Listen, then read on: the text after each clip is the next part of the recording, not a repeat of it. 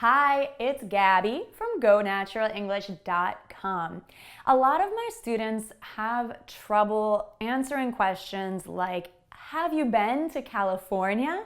Using the present perfect tense seems tricky, difficult, but I promise you it doesn't have to be. This tense can be super easy, and I'm going to show you how in this English lesson. So I'm going to share the basics of using the present perfect, lots of examples, and a quiz at the end to test your understanding and even to teach you more through the quiz.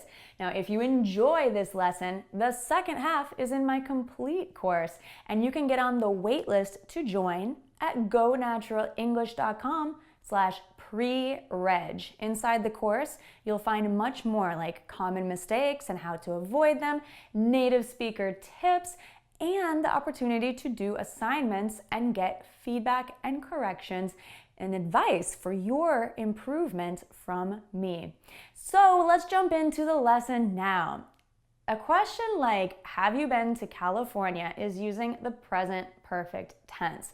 This tense can often be confusing for English learners because maybe in your English class you didn't get to spend enough time on it, or maybe you're confusing it with the simple past or with the past perfect.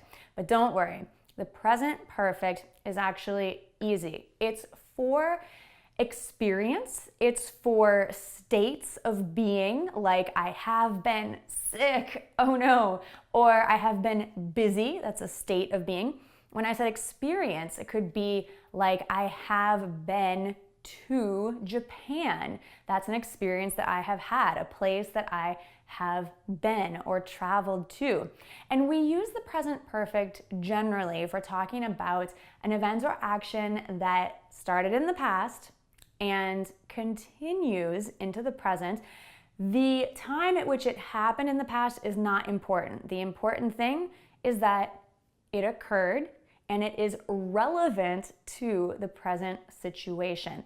Okay, so this is different from the simple past where we talk about an event that started and finished. It's over. It doesn't really apply to the current moment. The present perfect is more for things like talking about your experience, and you're focusing on the experience, not on the time that it started and finished. Okay, so now how do we form the present perfect? We need the subject plus the helping verb have plus a past participle. So for example, I have been, you have been, he, she, it has been, they have been, and we have been. But you know, native English speakers don't usually speak this clearly. We use contractions, especially with have as a helping verb.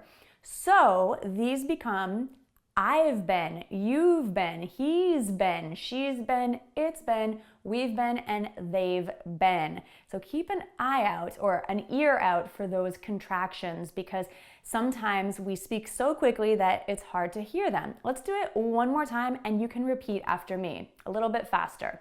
I've been, you've been, he's been, she's been, it's been, we've been, they've been. Now, how do you respond to a question like, have you been to California? It's simple. If you have been to California, then say, yes, I have been to California. Or we have some other options. You don't need to repeat the entire question unless you want to be very dramatic and add that extra emphasis. Instead, it would be more natural to say, yes, I have. Or yes, I've been there. Now, please note that with words like there and here, we don't use to. We only use to before the name of a place, like California. Have you been to California? Have you been to California? Yes, I've been there. Or yes, I'm living here. Okay, anyway, let's look at another example. Have you been sick? Yes, I have. Or yes, I have been sick. Or yes, I've been sick. Or no, I have not been sick. Or no, I haven't been sick. Or no, I haven't. Please note that it's okay to use a contraction with not at the end of have with I haven't, But we would not use a contraction if the answer is in the affirmative. I cannot say, yes, I've.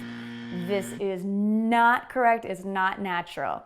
So don't use a contraction, I apostrophe VE or you've without anything else after it. One more example, another common conversational question is, have you been up to anything lately?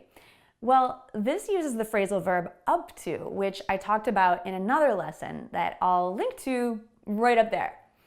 But have you been up to anything lately means like, what have you been doing lately? So an answer would be, yeah, I've been up to a lot of new things, or yeah, so much, or so many things, or no, not much at all. Let me show you a little bit more how to use the present perfect tense by sharing a personal example.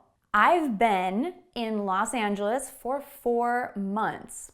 Usually the weather's been nice, but recently, this past week, it's been cold and rainy. Did you notice when I use the present perfect? I've been, so my state of living in Los Angeles for 4 months. The weather, the state of the weather, usually, in general, since I've been here, it has been really nice. However, the state of the weather in the past week has not been very nice. It's been cold and rainy.